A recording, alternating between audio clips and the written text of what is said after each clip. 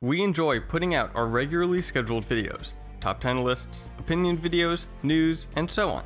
But we thought it might be a good idea to put together a comprehensive list of everything important we know so far about Mass Effect Andromeda. So thanks to the extended research of Reddit user Benelito, that's exactly what we're going to do. My name is Tucker, and welcome to Mass Effect Follower.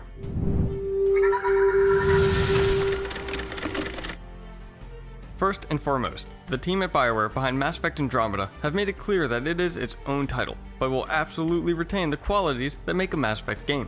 With the focus of exploration, story, and decisions, along with a dash of exploration, Bioware hopes Andromeda will feel familiar enough to veterans of the series, while also feeling fresh enough to set itself apart as its own game.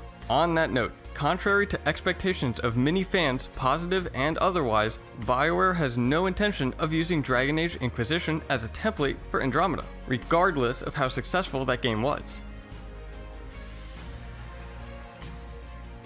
Arguably, the most important aspect of Andromeda's story, whether to the joy of fans or to the disappointment, is that it is no longer Commander Shepard's story. The Commander story is over, and the send-off that we got in the N7 Day 2015 trailer serves to solidify that. This story belongs to our new protagonist, whose name is assumed to be Ryder. Many speculate that the name is based on Sally Ride, the first American woman in space. This would make sense, since Shepard was named after Alan Bartlett Shepard Jr., the first American in space. The new game will be about finding a new home, whether to escape the Reapers or to simply expand colonization efforts outside of the Milky Way. This gives Andromeda the possibility of strategic gameplay where resources and units are allocated based on where you establish settlements and how you wish to proceed with development of your colonies. For example, recon settlements will clear fog of war from the space map and give the player more strike team missions to choose from, which I will get to in a bit, while mining settlements will periodically supplement the player's supply of crafting materials. Remember, you and your team are the outsiders this time around, so you would do well to expect resistance every step of the way. There is also an ancient race named the Remnant, conceptually similar to the Protheans, whose lost technology will aid anyone who finds it, particularly those looking to gain power in this harsh new galaxy. So you can rest assured that Mass Effect Andromeda will have no shortage of conflict. It is also worth noting that the game will be set in the Helios cluster, which is only a fraction of the Andromeda galaxy. Yet, it is going to be 4 times the size of the Mass Effect 3 map. This would make it rather easy for potential sequels to continue to be set in the same galaxy while still providing fresh new locations. While in the Helios cluster, you'll be searching for rare habitable planets to establish a settlement that could serve as a base for humankind's new home. Now, not much is known about the specific of the characters of Andromeda, but we do know that you will have 7 squad mates in the initial release. Ryder is a human, who in theory is leading the expedition into the new galaxy. The force behind the expedition has been teased as the Pathfinder Initiative Archon. Though nothing official has been released, rumors have gone around about 3 potential squad mates. A human woman named Cora, a Krogan male named Drac, and a possible male synthetic, whose name has not been revealed. While these rumors seem plausible, they are still as of yet unconfirmed. It is worth noting, however, that a human female and a Krogan are easily visible in the E3 trailer. Elements of previous Mass Effect games will influence how Ryder will interact with each squad mate. A loyalty system similar to that of Mass Effect 2 has been hinted at, though it seems possible that there may be multiple opportunities to increase loyalty for each character this time around, with each increase in loyalty opening up a new skill tree. And it wouldn't be a Mass Effect game without a solid dialogue system. Andromeda appears to be on the course with the same dialogue trees as we know and love, as well as possible evolution of the interrupt system from 2 and 3, potentially allowing for instances where the player could, for example, force someone to open a door at gunpoint instead of using the diplomatic approach. With this in mind, it seems like Renegade players will be having a lot of fun. As you have probably gathered when the Krogan squadmate was mentioned, past races from the Mass Effect series will be making a return. You can expect to see Krogan, Solarians, and Asari at the very least. Though we can't imagine that Bioware wouldn't include at least one Turian due to the popularity of the species among fans. Naturally, being in a new galaxy, there will be more than a hearty handful of new species among the new races learned so far. We have heard of a skinny, skeletal-looking alien similar to both Turian and Prothean, though others have described them as a cross between a Vorka and a Collector. They've been called arrogant and appear to be a possible enemy race known as the Ket. Or perhaps the Ket are another race entirely, but at the very least, whichever race is called the Ket will likely end up being a bad guy. Another teased race was a sort of robotic golem-looking group of aliens. Apparently, they resemble the typical golem, think Shale from Dragon Age Origins, with Tron lines. It is speculated that this may be the ancient Prothean race that was mentioned earlier. Andromeda will be returning to a more exploration-focused style of gameplay. The idea is to shoot for a similar idea to the first Mass Effect, but with more variety and depth. This has helped along with the game being set in just one cluster rather than a whole galaxy. Just knowing there is so much more out there establishes just how massive this new setting is.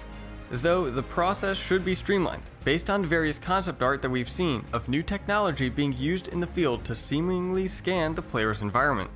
And of course, if you want exploration, you're going to need the Mako. Now, this isn't just any old Mako, it is a brand new Mako. It is harder, better, faster, and, well, it might not be stronger, but it is pretty cool. The new Mako has no cannon and is purely focused on exploration. The team behind Andromeda is working on improving the controls over the previous, rather polarizing iteration of the vehicle, and that is always a good thing. As mentioned before, Biowhere is shooting for more variety in the exploration this time around. Instead of Geth outposts, you have Ket outposts, but clearing them out actually has tangible benefits, whether it be resources or even more dialogue options among your crew. And to keep with the spirit of exploration, Bioware has an ambitious focus on eliminating loading screens whenever possible.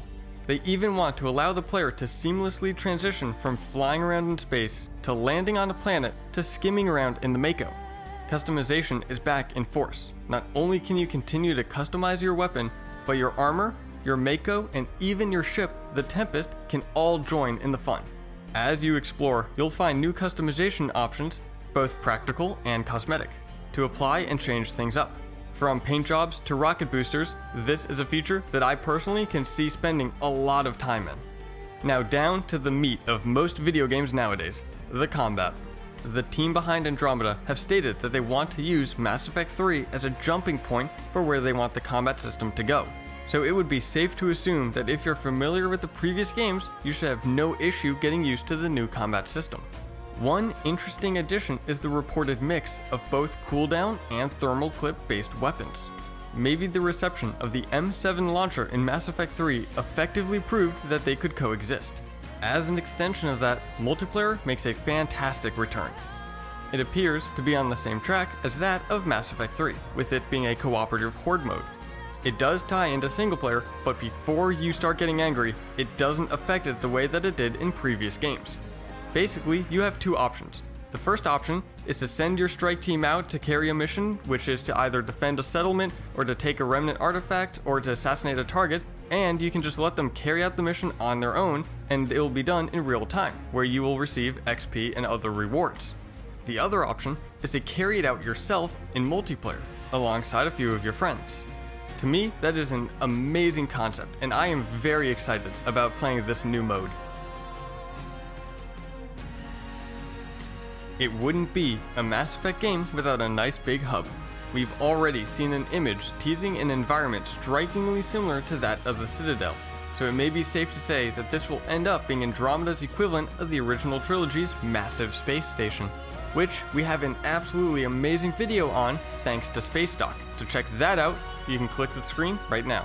Aside from this, we've been teased with a fair few other environments, such as a settlement by a waterfall, which, if it is a representative of the kind of settlements that you'll set up in the game, bodes very well for the kind of breathtaking landscapes that we can expect. Another type of location that has gotten some exposure is that of the ancient vaults. Similar to the Prothean ruins from the original trilogy, these archaeological wonders of the Remnant will be home to valuable artifacts as well as enemies and traps. But unlike the Prothean ruins, the vaults appear to be taking more of a role similar to the tombs from the recent Tomb Raider games. As in, they will likely be optional, but give cool bonuses to those who will take the plunge. Plus, going through vaults will help unlock elite vaults, which are basically vaults on hard mode. There are some exciting possibilities for what we can expect to see inside of them, and it just makes the wait that much harder. Mass Effect Andromeda is currently scheduled for release in early 2017 and coming out on Xbox One, PC, and PlayStation 4. The release date has jumped around, but it seems reasonable to expect this one to stay fairly accurate as we get closer to release. If you want to read about all of this information yourself, you can check out the links in the description down below.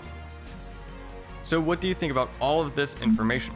Which bit are you most excited for? Let us know in the comments below, and while you are there, give this video a like and hit that subscribe button, and I'll see you in the next video.